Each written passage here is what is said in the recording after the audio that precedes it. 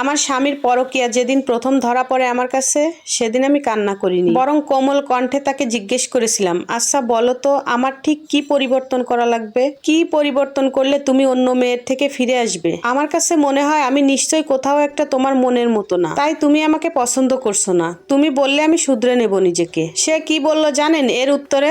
সে বলল, তুমি একটা ভার্সিটির প্রফেসর, অথচ তুমি ভীষণ সাদামাটা থাকো। আমার সেটা মোটেও পছন্দ না। আমি শুনলাম আমার স্বামীর সমস্যাটা। আমি মনে মনে ভাবলাম হয়তো বা আমার সমস্যা, আমি প্রফেসর তার জন্য যে আমার সব দিকে ঠিক থাকবে এরকম না। সে হয়তো চায় আমি একটু আধুনিক হই। কিন্তু বিশ্বাস করেন আমি যথেষ্ট আধুনিক। তারপরেও তার কথাটা শুনলাম, শুনে আমি দীর্ঘ 2 মাস লাগিয়ে নিজেকে আধুনিক করলাম। আমার সাদামাটা খোলসটা ছেড়ে আমি এবার বেরিয়ে এলাম। নিজেকে যখন পরিপাটি করে স্বামীর পছন্দ মতো গড়ে তুললাম, তখন দেখলাম আমার স্বামী তাতেও আমার উপর সন্তুষ্ট না। দ্বিতীয়বার আবার তাকে অন্য নারীর সাথে হাতে নাতে ধরলাম। সেদিনও আমি নরম কণ্ঠে শুনলাম, তুমি তো আধুনিক হতে বলেছো। আমি তোমার কথা মতো আধুনিক হলাম। তারপরেও আমার ভিতরে কি সমস্যা রয়েছে বলো? তুমি যা যা বলবে আমি সবকিছু শুনবো, আর সেইভাবেই চলার চেষ্টা করব। তারপরেও আমি তোমাকে আমার করে পেতে চাই। তুমি যেভাবে বলবে আমি সেভাবেই থাকবো। তুমি শুধু বলো প্লিজ, আমার কি কি পরিবর্তন আর করা লাগবে? সে আমাকে বলল, তোমার এমন সরল সোজা ধরন পাল্টাও। আমার প্রতি এত প্রীতি ভালোবাসা, এত কিছু ছাড়ো, আমার এগুলো বিরক্তি লাগে। মানে আমি তাকে অনেক বেশি ভালোবাসি, এটা তার কাছে বিরক্তি লাগে। আমি খুব সহজে সেটাও মেনে নিলাম। স্বামীর কথাই বদলে ফেললাম অতি স্বামী প্রীতি। স্বামীকে মনে প্রাণে ঠিক ভালোবাসলাম, কিন্তু তার প্রতি দেখালাম না, মানে তাকে আর দেখালাম না যে আমি তোমাকে কতটা ভালোবাসি। এভাবেই চলে আরো কিছুদিন। অবশেষে তৃতীয়বার আমার স্বামীর পরকীয়া ধরা পড়লো, কিন্তু এবারও আমি রাগ দেখালাম না। তবে আগের চেয়ে একটু ভারী স্বরে তাকে বললাম, আমি তো নিজেকে বদলে ফেললাম বহু কষ্টে, তবু তুমি ঠিক হলে না কেন? তুমি ঠিক যা যা বলেছিলে, যেভাবে বলেছিলে, আমি সেভাবেই নিজেকে পরিবর্তন করে ফেলেছি, কিন্তু তাতেও তোমার মন পেলাম না কেন বলো তো?